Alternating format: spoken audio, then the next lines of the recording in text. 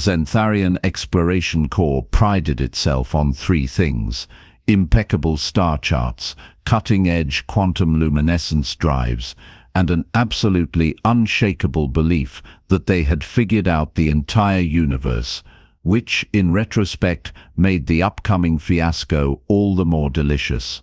Deep in Sector 47 Gamma, the research vessel Categorical Imperative drifted through the void with all the confidence of a tenure-track professor approaching a freshman seminar. Its hull gleamed with self-generating light panels, powered by exotic matter reactors that would make a small sun jealous. Inside, the crew of 12 Zentharians went about their business with practiced efficiency, their bioluminescent skin patterns flickering in casual conversation, their four-fingered hands manipulating holographic displays that existed in 6 dimensions simultaneously. Commander Vexthal stood on the bridge, all 7 feet of crystalline-skinned authority, reviewing the latest scan results with what could only be described as academic disdain. The Zentharians had evolved on a planet bathed in perpetual auroras, their entire civilization built around natural light phenomena. Darkness, to them, was a theoretical concept best left to philosophy students and bad poetry. Another pre-contact world, Vexthal announced, mandibles clicking in mild disappointment. Mark it for observation and move on. But junior researcher Plixnor, fresh from the academy and still possessed of that dangerous quality called curiosity, leaned closer to his sensor array. "Commander, the readings are unusual." "Unusual how?" Vexthal's skin flickered amber, the Zentharian equivalent of raising an eyebrow. "Well, sir, there are definite settlement patterns, architecture, agriculture, clear signs of organized civilization, but zero artificial light signatures. None. Not a single photon of generated illumination." The bridge fell silent except for the ambient hum of quantum processors contemplating infinity. Senior analyst Krevthas lumbered over, her bulk making the deck plates groan. "Any species that builds structures requires light to build them. Basic physics."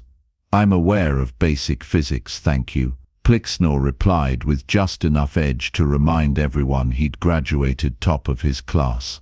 "But look at this. Thermal signatures indicate active habitation. Agricultural patterns suggest advanced farming techniques. But their energy grid, non-existent, no power distribution, no generation facilities, no lighting infrastructure whatsoever." Vexthal's skin cycled through several colors, finally settling on confused mauve. "Could they be subterranean, using natural phosphorescence?"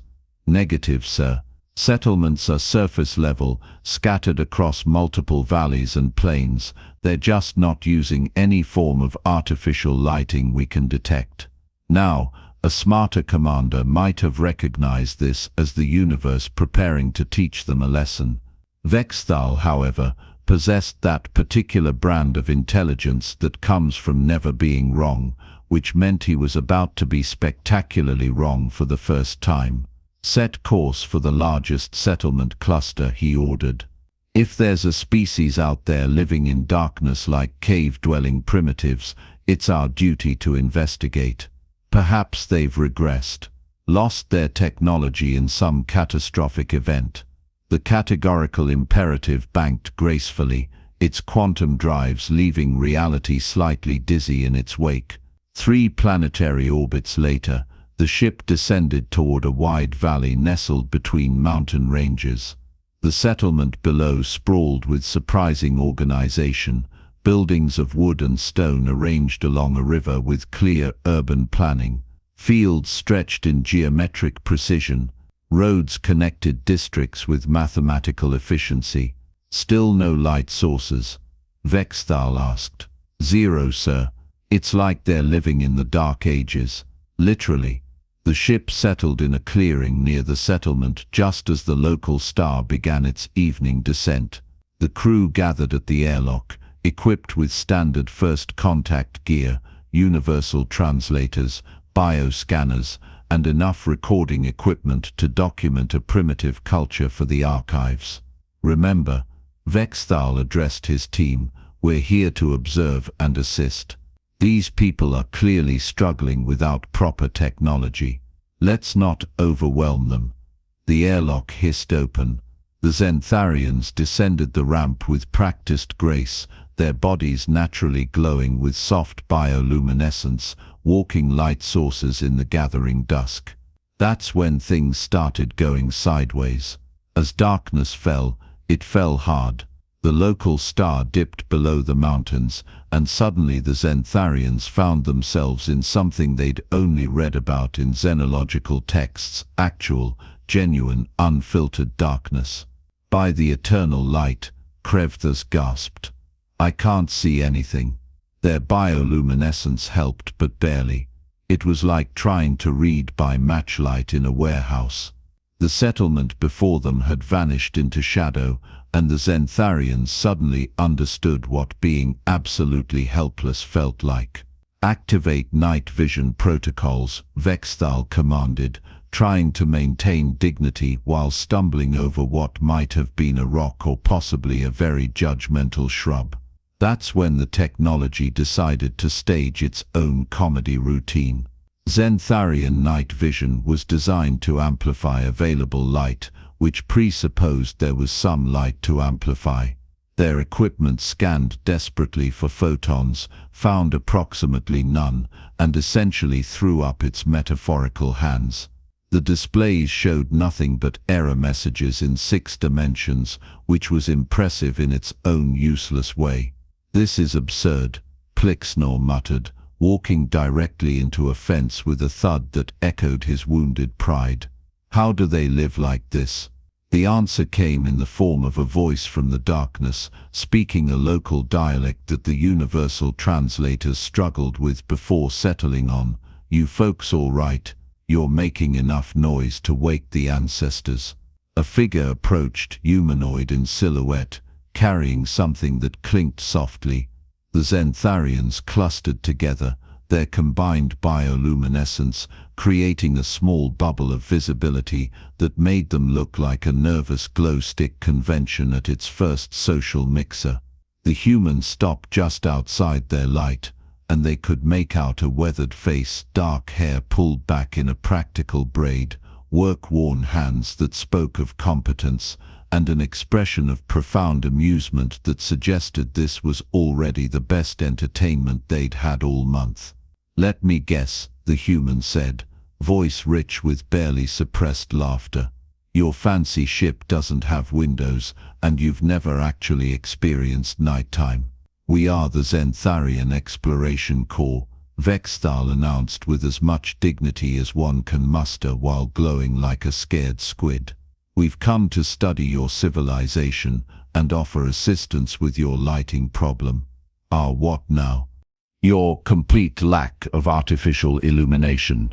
We detected no power generation, no lighting grid, nothing. We assumed catastrophic technological failure, or perhaps a recent apocalyptic event that destroyed your infrastructure. The human's face split into a grin that suggested they were about to enjoy this immensely. Oh, we've got light. You just showed up between lighting times. Hang on. The figure turned and called into the darkness. Marcus, bring a lamp. We've got visitors who can't see in the dark. Nobody can see in the dark. Krevthas protested with the indignation of someone whose entire educational background was being challenged. That's what makes it dark. Huh? The human replied thoughtfully. Well then, you're about to have your minds blown by technology so old we literally found it in caves. Another human appeared, taller and broader, carrying a small glass and metal object. Inside, a cloth wick sat in golden liquid that caught the alien bioluminescence and refracted it into amber promises. The human called Marcus struck something against a rough surface, creating a spark that defied Zentharian understanding of safe energy protocols, and touched it to the wick. Flame bloomed. The Zentharians recoiled as one, their skin flashing alarm orange in perfect synchronization. Uncontrolled plasma reaction. Plixner yelped, reaching for emergency containment equipment that was woefully inadequate for what he assumed was an imminent explosion. "It's fire," the first human said patiently, as if explaining to very intelligent children who'd somehow missed a fundamental life lesson. "Controlled combustion. The wick burns oil, produces light and heat. This is an oil lamp, has been for about 10,000 years, give or take." Vexthal stared at the dancing flame with the expression of someone whose entire worldview was quietly packing its bags and looking up shuttle schedules. "You use chemical combustion for illumination.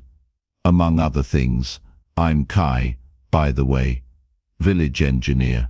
And you are officially the most confused aliens I've ever met, which is saying something because last month we had those floating jellyfish creatures who couldn't understand why we needed solid ground. We're the only aliens you've met," Marcus pointed out reasonably. "Still counts. Come on, don't just stand there glowing anxiously. Let me show you how this works." Kai lifted the lamp higher, and its warm light pushed back the darkness in a radius that seemed impossibly large for such a small flame. The illumination was different from Zentharian bioluminescence, warmer somehow, more organic. It flickered and danced, creating moving shadows that the aliens found both unsettling and oddly mesmerizing. More lights began appearing in windows throughout the settlement, each one blooming like a small star. Within minutes, the entire village transformed from invisible to visible, a constellation of warm glows spreading across the valley like someone had spilled liquid gold across the landscape. "But this is primitive," Krivtas said, then quickly added when Kai's eyebrow rose, "No offense intended. I merely mean it's ancient technology." "None taken. You're absolutely right. It is ancient technology." Kai set the lamp on a nearby post, where it cast dancing shadows that seemed to tell stories. But primitive and stupid aren't the same thing. Neither are ancient and obsolete. "Come on, let me show you something actually interesting." They followed Kai through the settlement, and as they walked, the village came alive with light in a way that felt almost ceremonial. Lamps appeared in windows like eyes opening. Children carried smaller lamps along streets, their laughter preceding them. Larger lamps hung from posts at intersections, creating pools of light that overlapped and connected like a web of warmth. Each flame created its own bubble of visibility, and together they transformed the valley into something that looked less like a primitive settlement and more like the universe's coziest constellation. "We don't have your quantum whatever it is," Kai explained, leading them to a workshop that smelled of metal and oil and human ingenuity. "No exotic matter, no bioluminescence, no power grids that span continents. What we have is oil from plants, rendered fat from animals, wax from bees, and the ancient human tradition of setting things on fire very, very carefully." The workshop was filled with lamps in various stages of construction. Some were simple clay vessels with wicks. Others were elaborate glass and brass affairs with reflectors and adjustable heights. The walls displayed designs ranging from purely functional to decorative art pieces that happened to produce light. Kai picked up a half-finished lamp, turning it in hands that clearly knew their work. "This is what you missed with your sensors. We don't have a power grid because we don't need one. Every household makes their own light. Every person knows how to render fat, press oil, or keep bees. The technology is distributed, resilient, and about as foolproof as you can get." "But the inefficiency," Plixnor protested, his academic sensibilities deeply offended. "The energy conversion ratio of combustion is terrible compared to quantum luminescence." "Sure," Kai agreed cheerfully. "But our lamps don't require exotic matter that exists in maybe 3 places in the galaxy. They don't need PhDs to maintain. When one breaks, Any 12-year-old can fix it. And the fuel? Kai gestured to a row of bottles filled with golden oil. We grow it. Right here. No supply chains spanning star systems, no resource wars, no dependencies on technology we can't replicate ourselves. Marcus had been lighting more lamps around the workshop, and now the space glowed with warm light that made the metal tools gleam and cast the aliens' strange shadows on the walls. Plus they're pretty, he added. Your ship lights are bright, sure, but they're cold, clinical. These, he gestured to the dancing flames, these are alive. Vexthal's skin flickered through several colors as he processed this. His entire career had been built on the assumption that technological advancement was linear, that newer was better, that civilizations progressed from primitive to advanced in predictable steps. The humans had just casually demolished that assumption while making it look easy. I need to document this, Plixnor said, activating his recording equipment. Command will never believe it otherwise. Document away, Kai said. But first, let me show you the really impressive part. Marcus, go ring the bell. Marcus grinned and disappeared into the night. Moments later, a bell tower in the village center began ringing, clear notes that carried across the valley with purpose. What's happening? Krivas asked nervously. Community lamplighting, Kai replied. We do it every evening. You just happened to arrive during the gap between sunset and full dark. Bad timing on your part, but excellent timing for the demonstration. What happened next would be described in Zentharian research journals for decades, usually with footnotes about how the observers initially thought they were hallucinating. The valley came alive, not gradually, not tentatively, but with the coordinated precision of a civilization that had done this 10,000 times and planned to do it 10,000 more. Every household, every street corner, every public space began lighting lamps, not haphazardly, but in a pattern that spread from the village center outward like ripples on water. The effect was staggering. Within 10 minutes, the entire valley floor glowed with thousands of individual flames, each one a tiny declaration that humanity had looked at darkness and said, "Not here, not tonight." The lights reflected off the river, creating a second constellation in the water. They climbed the hillsides where outlying farms added their own contributions. They traced the roads connecting settlements, creating glowing arteries of civilization. From their vantage point, the Zentharians could see it all. The valley transformed from an invisible nothing into a testament to distributed, resilient, ancient technology that worked exactly as well as it had when humans first discovered that fire could be tamed. By the eternal light, Vexthal whispered, his skin shifting toward violet. It's beautiful. It's practical, Kai corrected, but smiled, though I'll admit it's not bad to look at. Every one of those flames represents a household that can make light whenever they need it. No dependency on power plants, no vulnerability to grid failures, no waiting for technicians to fix centralized systems. When night falls, we light lamps. When morning comes, we extinguish them. Simple, efficient, and it's worked for longer than most civilizations have existed. Plixnor was frantically recording everything, his equipment struggling to capture both the visual spectacle and the sheer improbability of what he was witnessing. The cultural implications alone are staggering. A society built around distributed light production would develop completely different social structures compared to centralized power systems. You're overthinking it, Marcus said, returning from his bell-ringing duty. It's just lamps. It's never just anything, Krivas argued, her scientific mind finally catching up with her cultural assumptions. This represents an entirely different approach to technological development. You didn't pursue centralized power because you didn't need to. Why build infrastructure when the solution is already distributed to every household? Well, we do have some centralized systems, Kai admitted. Aqueducts, roads, that sort of thing. But for light, yeah, we figured out lamps worked fine, so we stuck with them. If it's not broken, why fix it? And before you ask, yes, we know about electricity.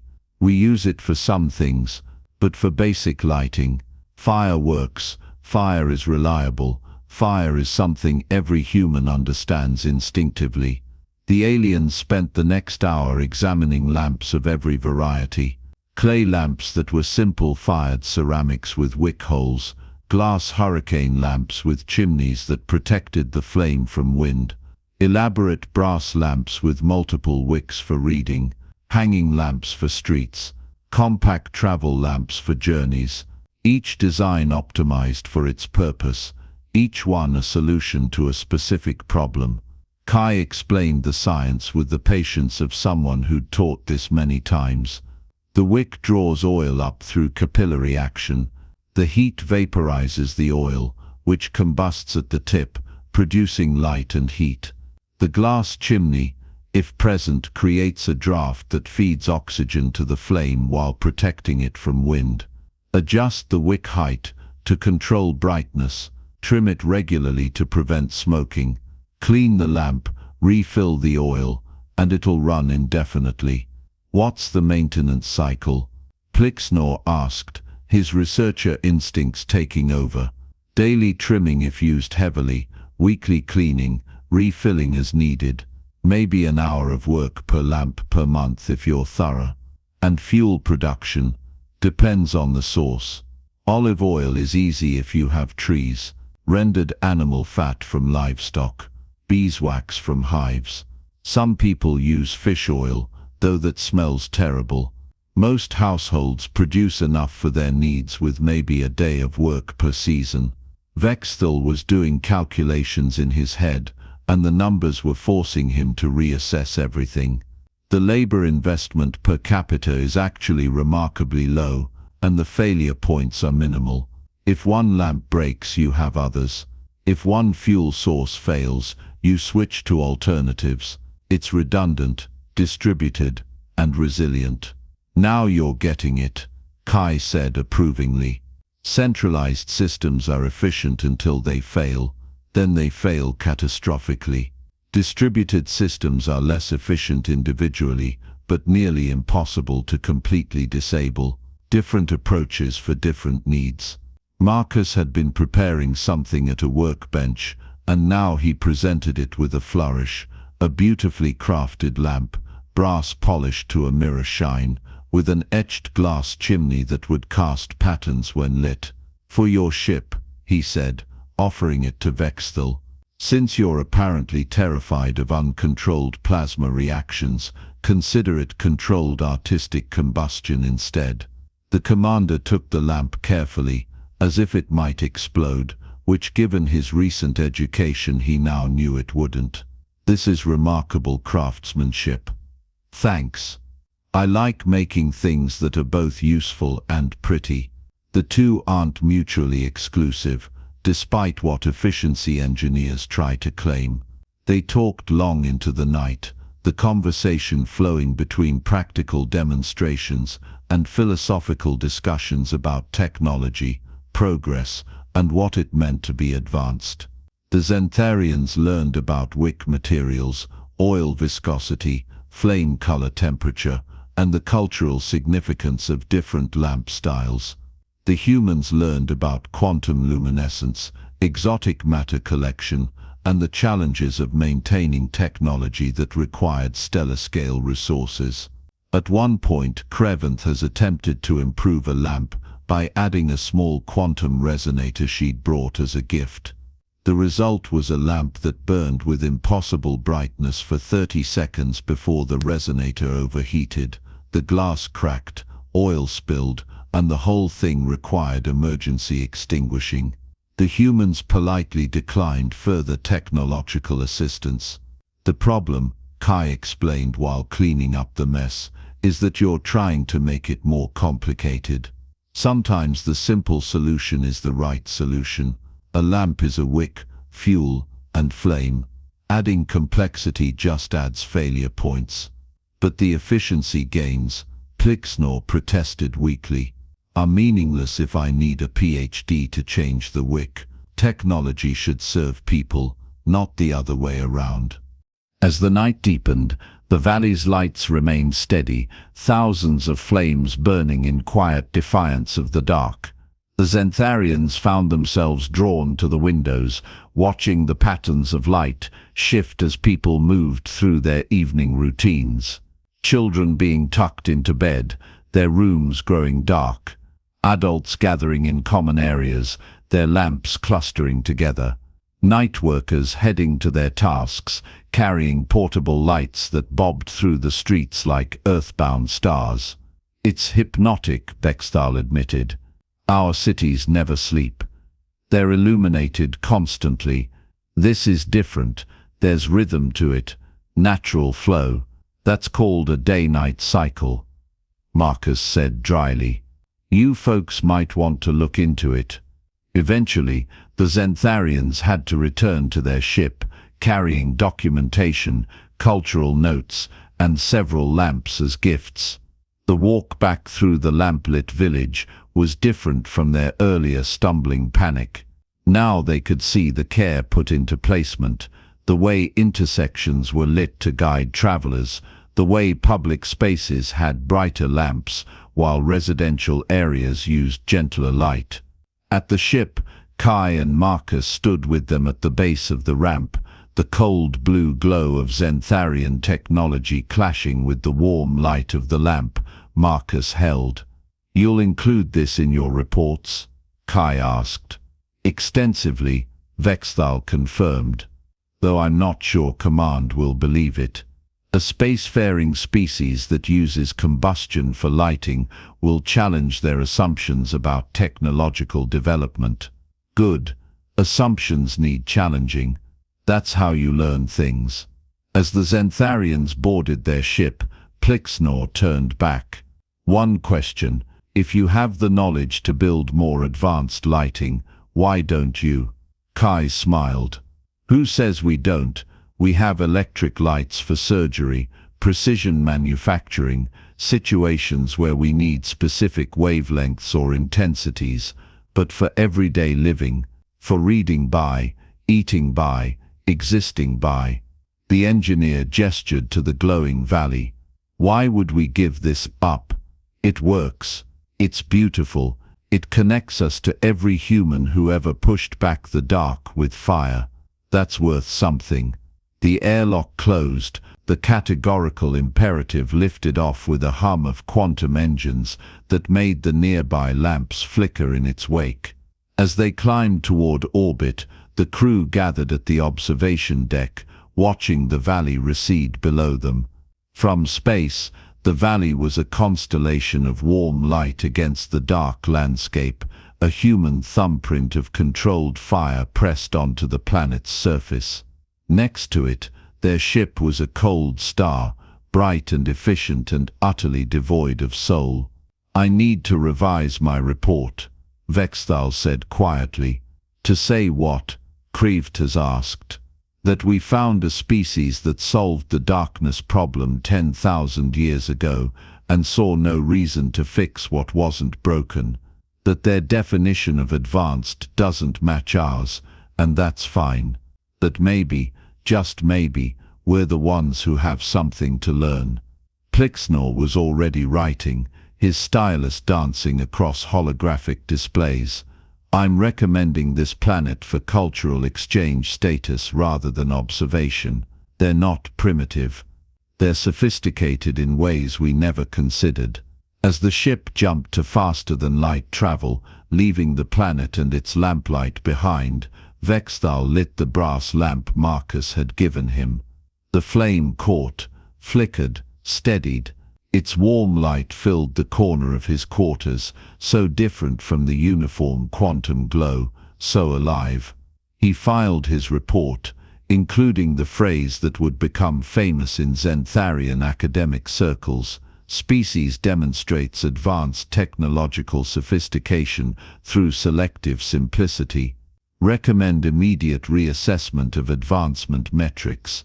Command's response would take 3 days to arrive, giving Vexthal plenty of time to sit in his quarters, watching his oil lamp burn, and contemplating the difference between bright and warm, between advanced and wise, between having light and understanding it.